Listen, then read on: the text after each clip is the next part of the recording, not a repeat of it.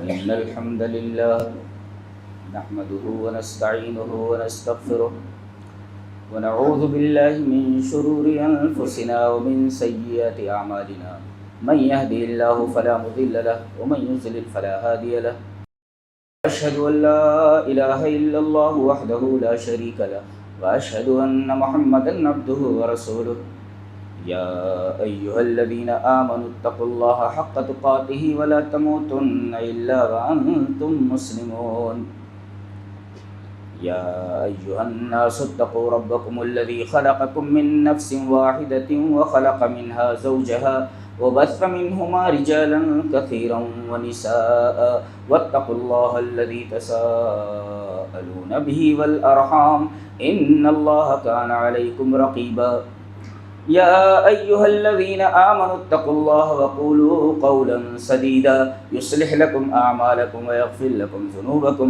ومن يطع الله ورسوله فقد فاز فوزا عظيما أما بعد فإن خير الحديث كتاب الله وخير الهدي هدي محمد صلى الله عليه وسلم وشر الأمور محدثاتها وكل محدثة بدعة وكل بدعة ضلالة الضلالة في النار أعوذ بالله من الشيطان الرجيم بسم الله الرحمن الرحيم وأزلفت الجنة للمتقين وبرزت الجحيم للغاوين وقيل لهم أين ما كنتم تعبدون من دون الله هل ينصرونكم أو ينتصرون قالوا فكبكبوا فيها هم والغاؤون وجنود إبليس أجمعون قالوا وهم فيها يختصمون تالله إن كنا لفي ضلال مبين إذ نسويكم برب العالمين وما أضلنا إلا المجرمون فما لنا من شافعين ولا صديق حميم فلو أن لنا كرة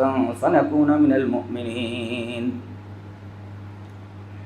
خطبہ مسنونہ کے بعد میں نے سورہ شعراء کی چند آیات تلاوت کی. ایک ہے سورہ شعراء، یہ شاعر کی جمع ہے، اور ایک ہے شورا جس کے معنی مشورے کے آتے ہیں. تو قرآن میں سورہ شعراء بھی ہے یعنی شاعر کی جمع، اور ایک سورت ہے جس کا مطلب ہے مشورہ، وہ بھی ہے سورۃ الشورى. تو یہ سورہ شعراء یہ 19ویں پارے میں اور سورہ شورا یہ 25ویں پارے میں. تو یہ جو آیات میں نے پڑھی ہیں یہ سورہ شعراء کی ہیں جو شاعر کی جمع ہے. ان آیات میں اللہ رب العزت نے میدان حشر میں کھڑے بنیادی 2 گروہوں، 2 گروپس اور 2 جماعتوں کا تذکرہ فرمایا ہے. ذیلی بہت سے گروپوں سے، متقیوں کے درجہ بدرجہ کئی گروپس ہیں، اسی طرح جہنمیوں کے بھی درجہ بدرجہ کئی گروپس ہیں، لیکن بنیادی طور پر حشر میں موجود تمام لوگوں کے 2 ہی گروپ ہیں، 2 جماعتیں ہیں. پڑھی گئی پہلی 2 آیات کے اندر ان کا نام بتایا گیا ہے. ان 2 جماعتوں کے نام کیا ہیں بتایا گیا. وَأُزْلِفَتِ الْجَنَّةُ لِلْمُتَّقِينَ، ایک گروہ تو متقیوں کا ہوگا، یہ متقی لوگ. وَبُرِّزَتِ الْجَحِيمُ لِلْغَاوِينَ، اور دوسرا جو گروہ ہوگا اس کا نام غاوی ہے. غاوی ایک ہے متقون اور ایک ہے غاوون. یہ بنیادی طور پر حشر میں موجود تمام لوگوں کے 2 گروہوں کا نام. تو ایک بات تو یہ معلوم ہے کہ کتنے گروہ ہوں گے میدان حشر میں. بنیادی طور پر 2 گروہ. پہلی آیت میں فرمایا گیا کہ جو متقین ہوں گے جنت بالکل ان کے قریب لے آئی جائے گی. وَأُزْلِفَتِ الْجَنَّةُ لِلْمُتَّقِينَ، میدان حشر میں متقین بھی کھڑے ہوئے ہیں اور غاوون بھی کھڑے ہوئے ہیں. جنت کو متقیوں کے قریب لے آیا جائے گا. چلو جنت کو متقیوں کے قریب کر دو. ایک سوال پیدا ہوتا ہے کہ اب جتنے بھی متقی ہیں وہ تو جنت میں جانے ہی والے ہیں، اس لیے کہ اللہ تبارک و تعالیٰ نے فرمایا تِلْكَ الْجَنَّةُ الَّتِي نُورِثُ مِنْ عِبَادِنَا مَنْ كَانَ تَقِيًّا. یہ جو جنت ہے اس جنت کو ہم اپنے ان بندوں کو دینے والے ہیں ان بندوں کو وارث بنانے والے ہیں جو متقی. تو صاف فرما دیا گیا کہ جنت کے وارثین متقی لوگ ہیں، تو وہ تو جنت میں جانے ہی والے. سوال یہ پیدا ہوتا ہے کہ جب متقی جنت کے اندر جانے ہی والے ہیں تو جنت کو حشر میں ان کے قریب کر دیے جانے کی کیا وجہ ہے، کیا سبب ہے؟ کبھی غور کیے؟ میں اس سوال کا جواب تلاش کرتے کرتے تھک گیا. اللہ رحم فرمائے شیخ ابن عثیمین رحمہ اللہ پر، انہوں نے اس سوال کا جواب اپنی تفسیر ابن عثیمین میں دیا ہے. جواب یہ ہے کہ میدان حشر کی ہولناکی، نفسی نفسی کا عالم ہوگا. ہر آدمی اپنے عملوں کے اعتبار سے پسینے میں ڈوبا ہوا ہوگا.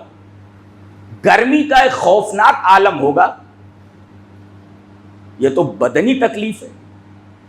روحانی اور نفسانی تکلیف یہ ہے کہ پتہ نہیں ہمارے بارے میں کیا فیصلہ ہونے والا ہے. اعمال نامے بانٹے جانے کا اعلان کر دیا گیا ہے. اب دل اچھل کر حلقوم میں آ گیا ہے کہ یہ نامہ اعمال دائنے ہاتھ میں دیے جانے والے ہیں کہ بائیں ہاتھ میں دیے جانے والے ہیں. تو وہاں ایک خوف نہیں ہے، ایک ڈر نہیں ہے، مختلف قسم کے خوف ہیں، مختلف قسم کے ڈر ہیں. گویا پورا میدان حشر ہولناکیوں کا میدان ہے اور سارے لوگ ڈرے ہوئے ہوں گے. اب یہ جو خوف دلوں میں بیٹھا ہوا ہوگا، یہ جو دہشت دلوں میں بیٹھی ہوئی ہوگی، پہلے متقیوں کے دل سے یہ ڈر نکال دیا جائے گا. یہ رہی تمہاری جنت جس کے اندر تم جانے والے ہو. اللہ، یعنی ڈر ہے تو اب جانے سے پہلے تمہارے دلوں کو ہم اطمینان دے دیتے ہیں نا. تو گویا کہ ڈر کے بعد اطمینان یہ میدان حشر میں ہی متقیوں کو دے دیا جائے گا. یہ ایک طریقے کی نعمت ہوگی متقیوں کے لیے. جنت میں جانے سے پہلے ہی جنت ان کے قریب لے آئی جائے گی کہ یہ وہی جنت ہے جس کے اندر تم ابھی داخل ہونے والے ہو. لہذا تم اپنے دلوں سے دہشت نکال دو، تم اپنے دلوں سے خوف نکال دو، تم اپنے دلوں سے ڈر نکال دو. یہ جواب شیخ ابن عثیمین نے دیا ہے اور جواب انتہائی لاجواب ہے. تو جنت کو متقیوں کے قریب لے آیا جائے گا. کیوں قریب لے آیا جائے گا جب جنت میں جانے والے ہیں؟ اس سوال کا جواب ابن عثیمین نے جو دیا وہ میں نے پیش کر دیا. اور یہ جو غاوون کھڑے ہوئے ہیں، بھٹکے ہوئے لوگ، وہ برزت الجحیم للغاوین، جہنم کو جہنمیوں کے قریب، گمراہ لوگوں کے قریب نہیں لایا جائے گا. اسے دور رکھا جائے گا، صرف ظاہر کر دیا جائے گا. وہ برزت الجحیم للغاوین، گمراہ لوگوں کے لیے اور جو لوگ جہنم میں جانے والے ہیں، جہنم کو کھینچ کر ان کے قریب نہیں لایا جائے گا بلکہ دور ہی سے دکھا دیا جائے گا کہ یہ رہی جہنم. اللہ اکبر. سوال یہ ہے کہ متقیوں کے قریب جنت کو لے آیا جائے گا، جہنمیوں کے قریب جہنم کو تو بدرجہ اولا لے جانا چاہیے تھا کہ اے بدماشو تمہاری یہ جگہ ہے، یہ رہی تمہارے قریب جہنم. اس سوال کا جواب بھی میں نے بہت تلاش کیا، ملا اس کا جواب بھی کہ متقیوں کے لیے جنت کو قریب کر دیا گیا، جہنمیوں کے قریب جہنم کو کیوں نہیں لایا گیا؟ دور سے جہنم کو دکھا دیا گیا. اس لیے کہ ازلاف ہے، یعنی قریب لانا جنت کا متقیوں کے لیے، لیکن جہنم کو قریب لانے کی بات نہیں کہی گئی، بلکہ تبریز کا لفظ آیا، ظاہر کر دی جائے گی یہ رہی جہنم، دور رہے گی وہ. کیوں ایسا کیوں؟ اس کا جواب بھی دیا ہے مفسرین نے، اور خاص طور سے شیخ ابن عثیمین کا یہ جواب ہے کیا کہ اللہ کی رحمت اس کے غضب پر حاوی ہے. نہیں سمجھے؟ پہلے وہ حدیث پڑھ لیتے ہیں. حدیث اس طرح. وعن ابی ہریرہ رضی اللہ تعالی عنہ ان النبی صلی اللہ علیہ وسلم قال لما خلق اللہ الخلق كتب في كتابه فهو عنده فوق العرش ان رحمتی تغلب غضبی. رواہ مسلم فی کتاب التوبہ. حضرت امام مسلم رحمہ اللہ اس حدیث کو ایسے ہی مسلم شریف کتاب التوبہ میں لائے ہیں. راوی حضرت ابو ہریرہ ہیں. حضرت ابو ہریرہ رضی اللہ تعالیٰ عنہ فرماتے ہیں کہ نبی اکرم صلی اللہ علیہ وسلم نے ارشاد فرمایا کہ جب اللہ تبارک و تعالیٰ نے تمام مخلوقات کو پیدا کر لیا، تمام مخلوقات کو پیدا کر دیا تو ایک کتاب بنائی. اور اس کتاب کے اندر ایک بات لکھی. تمام مخلوقات کو پیدا کر لیا, پھر ایک کتاب بنائی, کتاب کے اندر ایک بات لکھ لی, اور اس کتاب کو جس کے اندر وہ بات لکھی ہوئی ہے کہیں دور نہیں رکھا. فَهُوَ إِنَّهُ فَوْقَ الْعَرْشِ, بالکل اسی کے پاس عرش کے اوپر ہے. اللہ عرش پر مستوی ہے, اور عرش پر ہی اللہ کے بالکل پاس ہی وہ کتاب رکھی ہوئی ہے. ایک ہے عرش پر رکھا جانا, ایک ہے اس کتاب کا عرش پر رب کے قریب رکھے جانا. بہت فرق ہے دونوں میں, نہیں بہت فرق ہے. ایک ہے جنت میں چلے جانا, اور ایک ہے جنت میں بالکل اللہ کے قریب رہنا, اللہ کے پڑوس میں رہنا.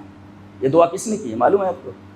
کہ اے اللہ مجھے جنت دینا تو جنت میں اپنا پڑوس دینا, تو میرا پڑوسی رہنا. اللہ, یہ حضرت آسیہ کی دعا ہے. حضرت آسیہ کی دعا ہے, آسیہ بنت مزاحم فرعون کی بیوی کا.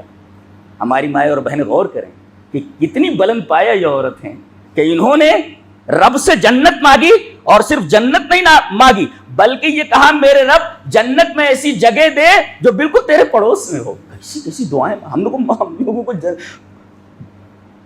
جنت مانگنے کا, دعائیں مانگنے کا سلیقہ ہی نہیں ہے کہ مانگنا کیسے چاہیے.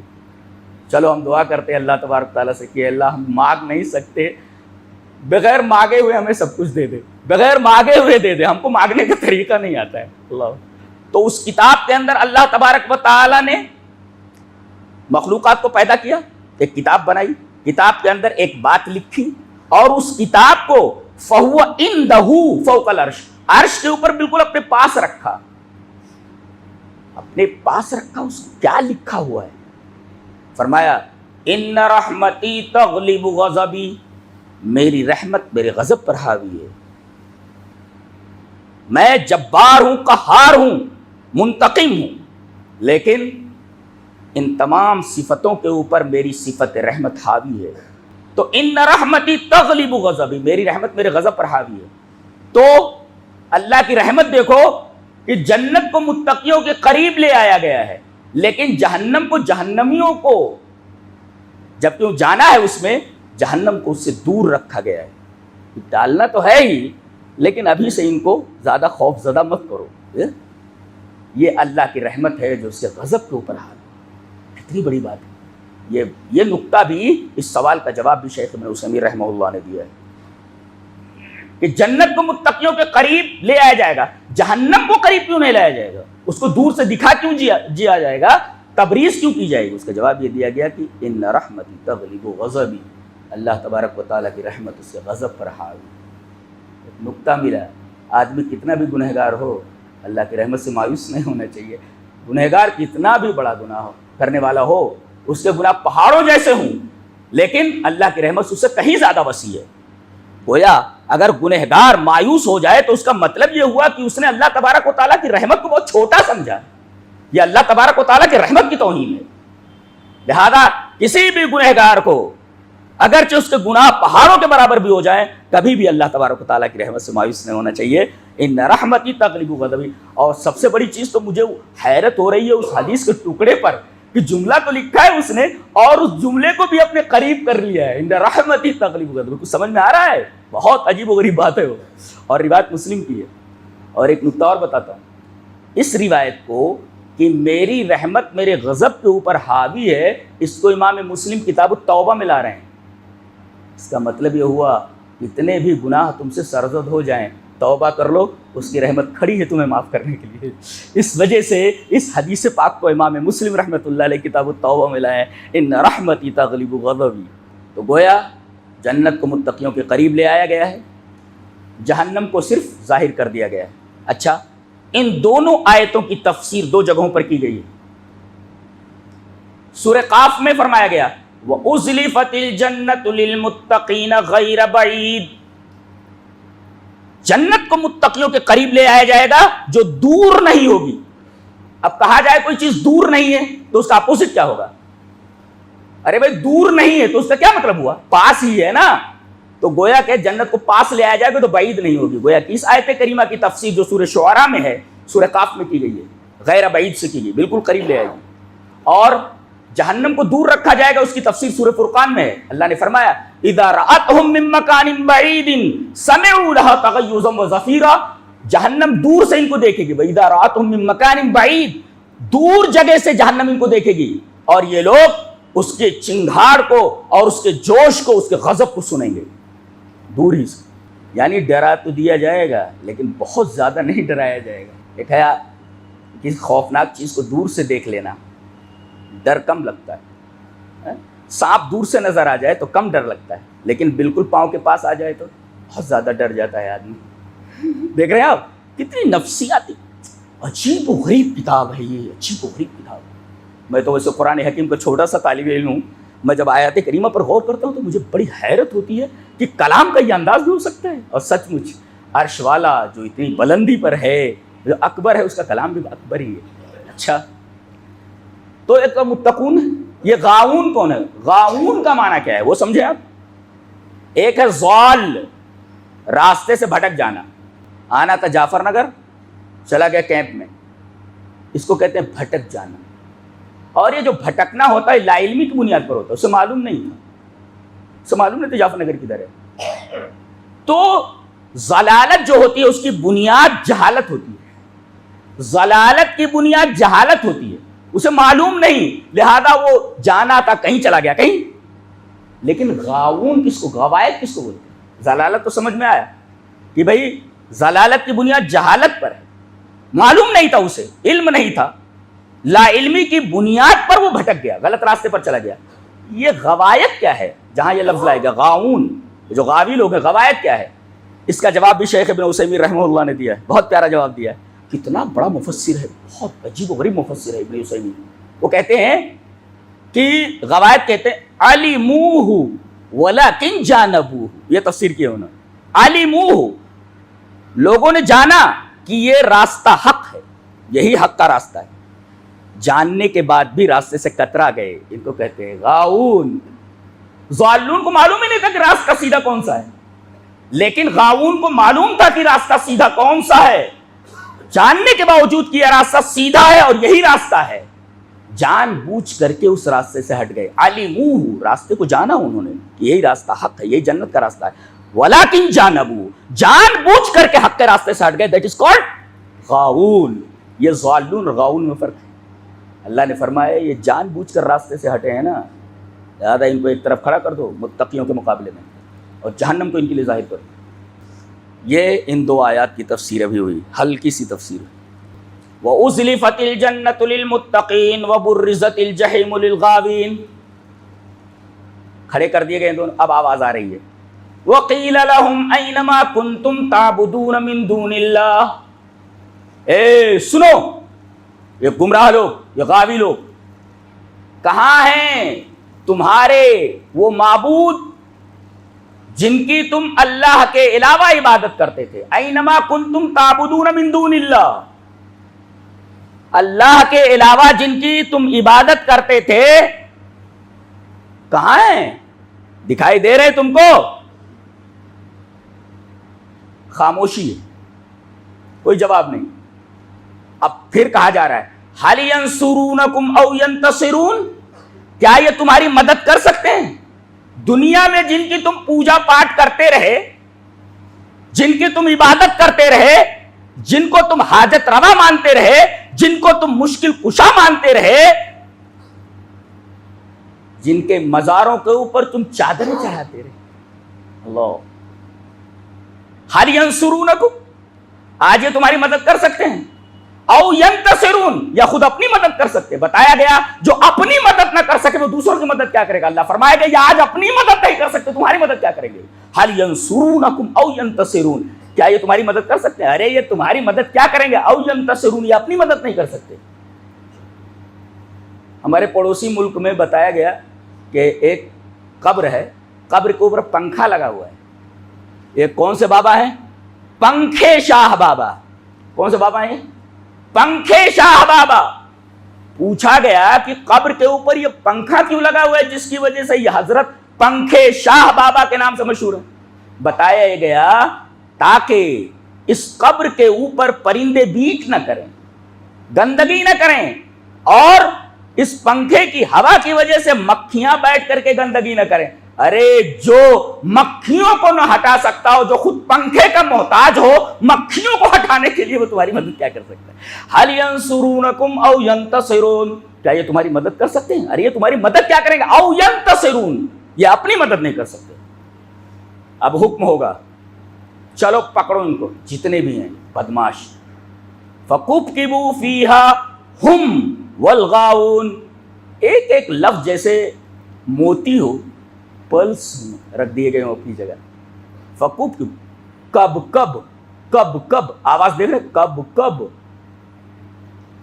قرآن حکیم جو لفظ استعمال کرتا ہے اور جس جگہ استعمال کرتا ہے، اگر وہ خطرناک جگہ ہے تو لفظ بھی ویسا استعمال کرتا ہے۔ کب کب کا مطلب سمجھ میں آتا ہے؟ یہ اصل میں باب فعللتن سے، جیسے زق زقت العصافیر، چڑیوں کی چوں چوں، تو گویا کہ چوں چوں کب ہوتی ہے؟ یعنی مسلسل وہ آواز آ رہی، چوں چوں چوں چوں چوں چوں۔ اور مفسرین نے لکھا نق نقت الضفادع، میڈھکوں کی ٹر ٹراہٹ، ٹر ٹر ٹر ٹر، یعنی یہ کے بعد دیگر کوئی چیز ہو رہی ہے۔ تو گویا کہ کب کب کا مطلب یہ ہوا کہ ایک کو سر کے بل کسی چیز کو پھینکنا، سر کے بل ان کو پھینک دیا جائے گا، اور اس کے بعد پھر اس کے اوپر دوسرے کو، پھر اس کے اوپر تیسرے کو، پھر اس کے اوپر چوتھے کو، پھر اس کے بعد پانچ۔ اللہ اکبر، کب کب بھد بھد کی طرح ہے۔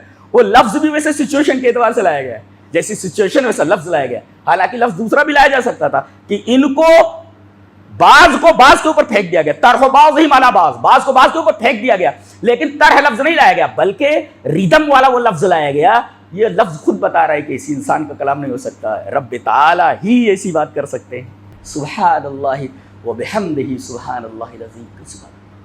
ہمیں فخر ہے کہ ہم ایسی کتاب کو مانتے ہیں، یہ ہمارے رب کی کتاب ہے۔ دنیا کی کوئی کتاب اس طریقے کی گفتگو نہیں کر سکتی، ایسا کلام نہیں کر سکتی۔ یہ عربی کا ایک طالب علم بولتا ہے، اور مسلمان ہونے کے ناطے نہیں، ایک عربی جاننے والے ایک طالب علم کی طرف سے یہ بات کہی جا رہی ہے کہ یہ کسی انسان کا کلام نہیں ہو سکتا۔ جیسی سچویشن ہے سا لفظ لائے گئے، فَكُبْكِبُوا فِيهَا، ان کو یکے بعد دیگرے ایک دوسرے کے اوپر بھد بھد ڈال دیا جائے گا۔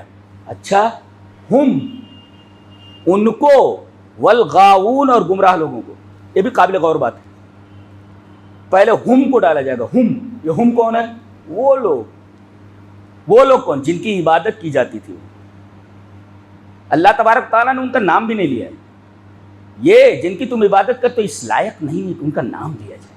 ہم، وہ، دیکھ رہے ہیں حقارت کے ساتھ کہا گیا، یہ ان کو ڈال دو پہلے، پھر اس کے بعد غاؤون جو ان کے پیچھے چلے ہیں، بھٹکے ہیں ان کی وجہ سے، پھر اس کے بعد ان کو ڈالو۔ تو پہلے کون گئے؟ معبود گئے، پھر بعد میں کون گئے؟ عابد گئے۔ پہلے معبودوں کو ڈال دیا گیا، پھر بعد میں عابد جا رہے ہیں، پوجنے والے، جن کو پوجا گیا وہ پہلے ڈال دیے گئے۔ سوال یہ ہے کہ پہلے ان کو کیوں ڈال دیا گیا؟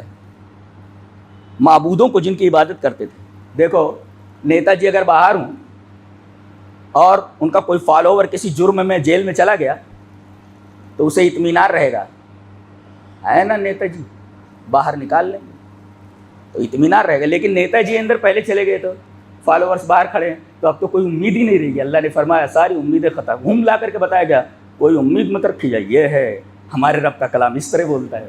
فَكُبْكِبُوا فِيهَا، ہم، ان کو پہلے جتنے بھی معبود ہیں ان کو یکے بعد دیگرے بھد بھد کر کے ایک دوسرے کے اوپر ڈالا جائے، اور پہلے معبودوں کو ڈالا جائے، جنہوں نے گمراہ کیا ہے ان کو پہلے ڈالو، اس لیے کہ پہلے ان کو اگر ڈال دیا گیا تو یہ جو باہر کھڑے ہوئے جو پیچھے چلے ہیں یہ بالکل مایوس ہو جائیں گے، ارے بابا اندر چلے گئے تو ہم لوگوں کی کیا بساط ہے، ہم لوگوں کے ساتھ کیا ہونے والا ہے۔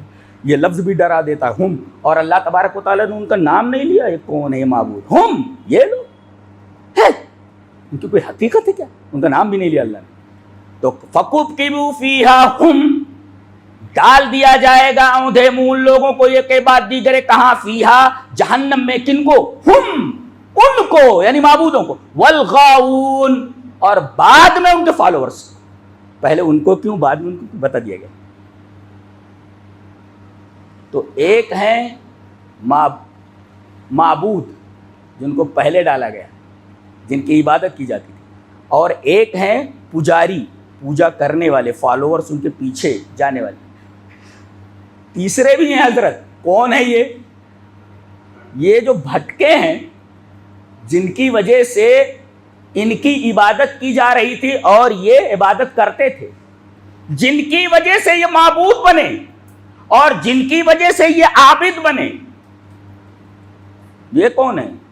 وہ جنود ابلیس، ابلیس کے لشکر. دیکھ رہے ہیں آپ ترتیب، دیکھ رہے ہیں آپ. سب سے پہلے پھینک دیا گیا بابا لوگوں کو، نیتاؤں کو ڈال دیا گیا اندر، جن کی عبادت کی جاتی تھی معبودوں کو ڈالا گیا. اور اس کے بعد نمبر آیا جو ان کے پیچھے چل رہے تھے ان کو، اور تیسرے نمبر کے کہا گیا کہ تیسروں کو بھی ڈالو. کون؟ جنہوں نے ان کو معبود بنایا اور ان کو عابد بنا دیا. ارے اس در پہ سب کچھ ملتا ہے. کن کو بھٹکایا؟ یہ حضرت. کس در پہ؟ ان کے در پہ. بابا کے در پر سب کچھ ملتا ہے. ان کو بتا رہے کون؟ یہ جنود ابلیس اجمعون. اور ایک نکتہ بتایا گیا، جنود ابلیس کیسے الفاظ لاتا. وہ جنود ابلیس کے لشکر، یعنی صرف ابلیس نہیں ہے بلکہ اس کے لشکر ہیں جو پھیلے ہوئے ہیں. اور لشکر کیا کرتا ہے؟ لڑتا ہے. لشکر پورے ساز و سامان کے ساتھ ہوتا ہے، پورے اسلحوں کے ساتھ ہوتا ہے. لشکر کہا گیا. اب کتنے لشکر شیطان کے ہیں وہ بتائے گا. بے شمار ہیں. جنود لائے گئے، جند کی جمع ہے، اور ساز و سامان کے ساتھ ہیں. اب ہم لوگوں کو کتنا محتاط رہنا اس بدماش سے. ایک تو لشکر ایک نہیں ہے، لشکر بہت سارے. اور لشکر اس کو کہتے ہیں جس کے پاس ساز و سامان ہو، بھٹکانے کے ہر طریقے کے ہتھیار، ساز و سامان. جنود فرمایا گیا کہ یہ جنود جو جمع لایا گیا ہے، ایک تو لشکر بہت سارے ہیں. اور یہ لشکر کیسے ہیں؟ یہ انسانوں میں کے بھی ہیں اور جنوں میں کے بھی ہیں. جنوں میں کے بھی لشکر ہیں جو بہکاتے ہیں لوگوں کو، اور انسانوں میں بھی لشکر ہیں شیطان کے، ان کو بھی. عبداللہ ابن مبارک نے لکھا کہ بعض چیزیں انسان ایسی نکال لیتا ہے تو شیطان کو بھی تعجب ہوتا ہے، اچھا یہ چیز تو نے نکالی ہے. عبداللہ ابن مبارک نے کہا ہے، یعنی بعض معاملات میں شیطان کو تعجب ہوتا ہے انسان کے اوپر کہ تو نے یہ چیز ایجاد کر لی. قوم لوط، اس سے پہلے یہ گھنونا کام کسی نے نہیں کیا تھا. اللہ نے فرمایا ایسا کام کرتے ہو؟ اللہ تم ایسا کام کرتے ہو؟ یہ کام تو پچھلے لوگوں نے کیا ہی نہیں. گویا ایسے ایسے لوگ ہوتے ہیں، یہ انسانوں ہی کے تیر تھے. تو شیطان کو بھی حیرت ہوتی ہے. عبداللہ ابن مبارک فرماتے ہیں کہ ایسے ایسے کام کرتا ہے انسان کہ شیطان کو بھی حیرت ہوتی ہے. ہاں بڑا اچھا پوائنٹ نکالا تو نے، یہ تو مجھے بھی معلوم نہیں تھا. تو شیاطین انس جو ہوتے ہیں نا، شیاطین جن سے زیادہ خطرناک ہوتے ہیں. اسی وجہ سے اللہ تبارک و تعالیٰ جگہ جگہ شیاطین انس کو پہلے لاتا ہے، شیاطین جن کو بعد میں لاتا ہے. اس لیے کہ شیاطین جن دکھائی نہیں دیتے اور شیاطین انس دکھائی دیتے. چل ایسا دیکھو کتنے خطرناک ہے، اس لیے کہ دکھائی دیتے ہو تو دکھائی دیتے. تو خطرناک کون ہوا؟ دکھائی دینے والا، نہ کہ جو دکھائی نہ دے. وہ جنود ابلیس اجمعون.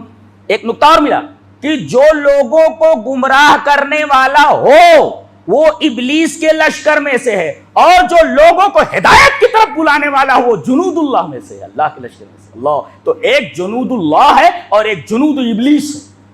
جو غلط کاموں کی طرف بلانے والے ہوں وہ جنود ابلیس ہیں، اور اس کے مقابلے میں جو لوگوں کو راہ حق کی طرف بلانے والے ہوں، صراط مستقیم کی طرف بلانے والے ہوں، وہ جنود اللہ. گویا کہ یہاں بھی دو گروپ ہو گئے، جنود اللہ اور جنود ابلیس.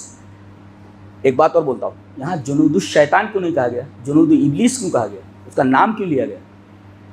ایسا کہتے ہیں جنود الشیطان، جنود الشیاطین. ابلیس کہا گیا. ابلیس بلس سے مشتق، بے لام سین. اس کے جو ہتھیار ہیں وہ مارتا نہیں ہے، آپ کی منڈی کاٹ دے، آپ کے ہاتھ کاٹ دے، آپ کو مارے، ایسا نہیں کرتا. وہ اس کے ساز و سامان جو ہیں، اسلحے، وہ بہکانے کے اسلحے ہیں. آدمی کو دیکھتا ہے کہ کس انداز سے بہکے گئے، بس وہ اسلحہ وہاں پر ڈال دیتا ہے. یعنی گویا کہ گوبر کے اوپر سونے کا ملمہ کرتا ہے. یہ زبردستی نہیں کرتا ہے، بس یہ بری چیز کو اچھی کر کے بتاتا ہے اور اس کے لیے تمام ہنر استعمال کرتا ہے. اللہ، اسی وجہ سے نام لایا گیا اس کا، وہ جنود ابلیس لایا گیا، نہ کہ شیطان. وہ جنود ابلیس اجمعون، سارے کے سارے، چاہے وہ شیاطین انس ہو شیاطین جن. آگے جو تاکید لائی گئی اجمعون کی اسی وجہ سے اب ڈال دیا گیا سب. فَكُبْكِبُوا فِيهَا هُمْ وَالْغَاوُونَ. وجنود ابلیس اجمعون قالوا وهم فیہا یختصمون. اب جھگڑ رہے آپس میں. کون؟ یہ گمراہ ہونے والے، گمراہ کرنے والے، اور گمراہ ہونے کی وجہ سے جن کی پوجا پاٹ کی جا رہی تھی. یہ تینوں گروہ آپس میں جھگڑیں گے. اختصام، اختصام کا مطلب کیا ہوتا ہے؟ اپنی ذمہ داری دوسرے کے اوپر ڈال دینا. ارے تو نے کیا ہے، میں نے کہا کیا، تو نے کیا ہے، میں نے کہا کیا، تو نے کیا ہے. تو اس کو کہتے ہیں اختصام. اپنی ذمہ داری دوسرے کے سر پہ ڈال دینا. میں نے کہا کیا ہے، مجھے کیوں ملامت کر رہے ہو؟ میں نے تم کو زبردستی تھوڑی اس راستے پر لا کر کھڑا کیا تھا. میں نے تو صرف تم کو بہکایا تھا. تم آیا کیوں؟ تم کنویں میں کودے کیوں؟ تمہارے پاس عقل نہیں تھی. اب یہ جھگڑ رہے سب. قالوا وهم فیہا یختصمون. اختصام کا مطلب اپنی ذمہ داری دوسرے کے اوپر ڈال دینا کہ ہمیں ملامت مت کرو، اپنے آپ کو ملامت کرو. لوموا انفسکم. اس کی تشریح اگر آپ کو دیکھنی، ٹائم نہیں ہے، تشریح اگر آپ دیکھنی ہے تو سورہ ابراہیم میں دیکھیے، جہاں ساری ذمہ داری شیطان کے اوپر ڈالی جا رہی. شیطان کہہ رہا ہے کہاں میرے اوپر ڈال رہے ہو؟ میں نے تمہارے اوپر زور زبردستی تھوڑی کی. وما کان لی علیکم من سلطان. میں نے تمہارے اوپر سلطان میں نے زور زبردستی تھوڑی کی تھی.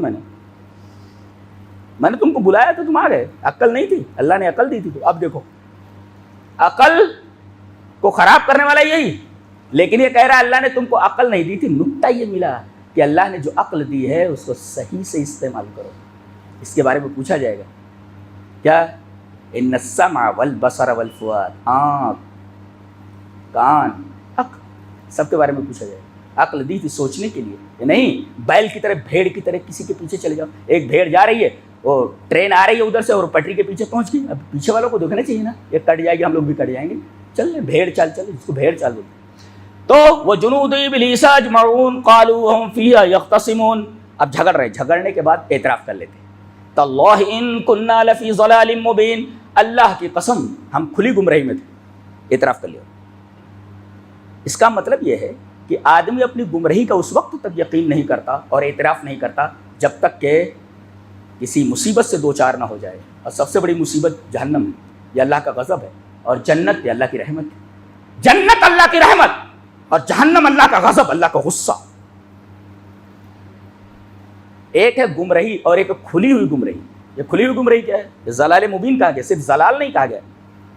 تاللہ ان کنا لفی ضلال مبین. اللہ کی قسم ہم کھلی گمراہی میں تھے. یہ تو ایک گمراہی ہوتا ہے، گمراہ ہو جانا. ایک کھلی گمراہی، یہ کھلی گمراہی کیا ہوتا ہے؟ صاف صاف جو نظر آ جائے. کیا آگے بتایا گیا کھلی گمراہی کس کو کہتے ہیں؟ اذ نصدیکم برب العالمین. ہم جن کی عبادت کرتے ان کو ہم نے رب العالمین کے برابر کر دیا.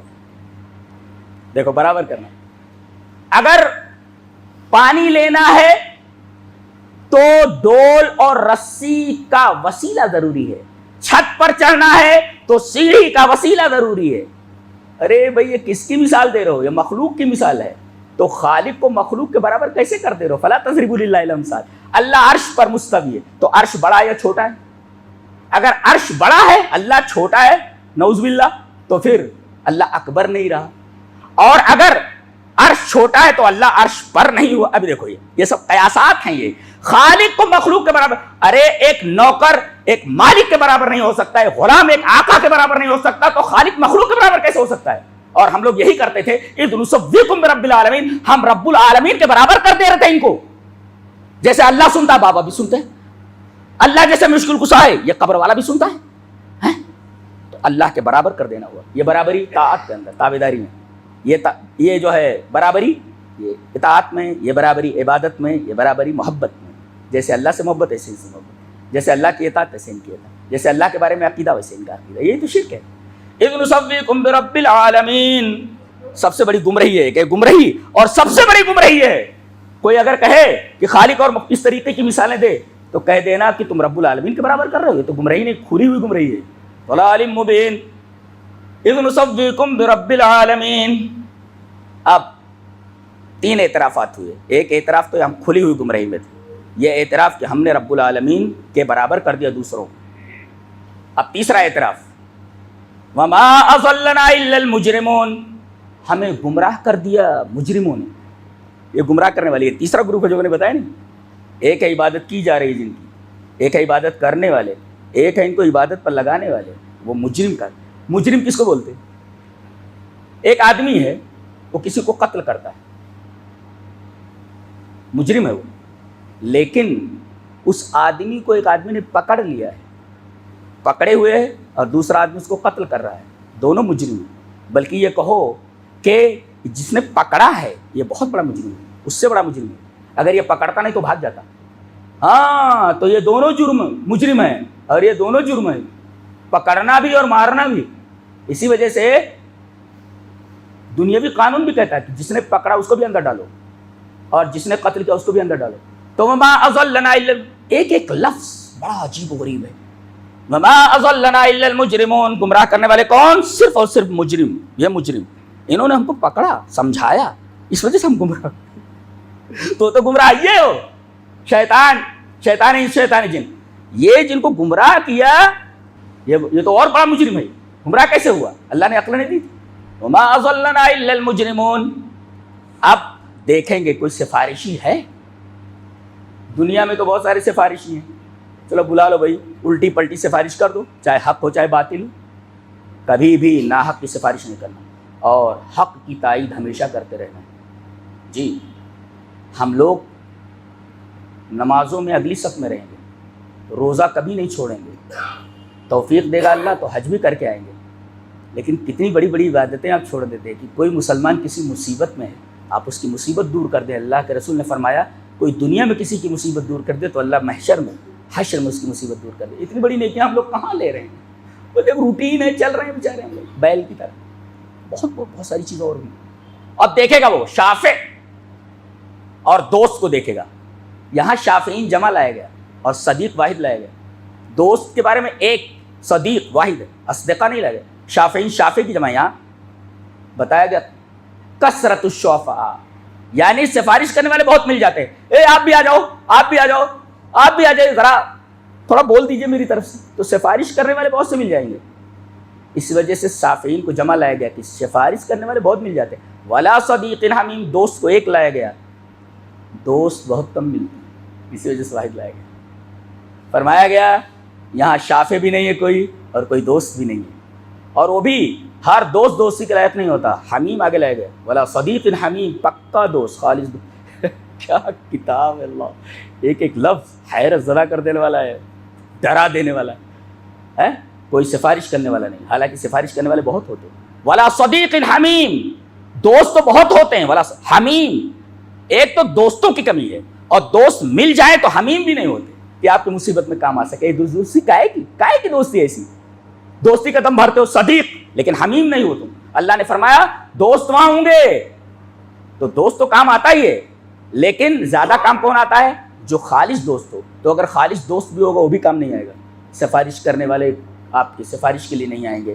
کوئی گہرا دوست ہوگا، گہرا دوست بھی آپ کے کام نہیں آئے گا، پھر تمنا کریں گے فَلَوْ أَنَّ لَنَا كَرَّةً فَنَكُونَ مِنَ الْمُؤْمِنِينَ۔ یہ جملہ بہت قابل غور ہے، کاش ایک بار دنیا میں ہمیں لوٹا دیا جاتا تو ایمان والے بن جاتے، توحید والے بن جاتے۔ توحید کی قدر کرو، اللہ اکبر۔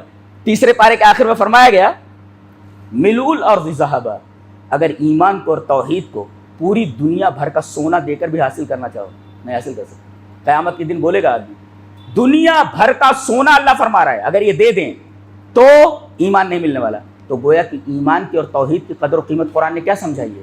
زمین بھر کا سونا اور اسی کے مثل اور دے دیا جائے تب بھی ایمان کی دولت تمہیں نہیں مل سکتی۔ یہ ہے ایمان کی قدر و قیمت جو ہم اور آپ کو مل گئی ہے، فری میں مل گئی ہے، اس کی قدر کیجیے۔ اور خاص طور سے توحید، سبھی اپنے آپ کو ایمان والا کہتے ہیں لیکن ان کے پاس ایمان نہیں ہے، اگر توحید نہیں ہے تو ایمان نہیں ان کے پاس، اس لیے کہ ایمانیات کی بنیاد، ایمانیت کی اساس توحید ہے، اور وہ توحید خالص۔ جیسے صدیق حمیم، توحید کا دعویٰ سبھی کرتے ہیں لیکن توحید خالص بہت کم لوگوں کے پاس ہے۔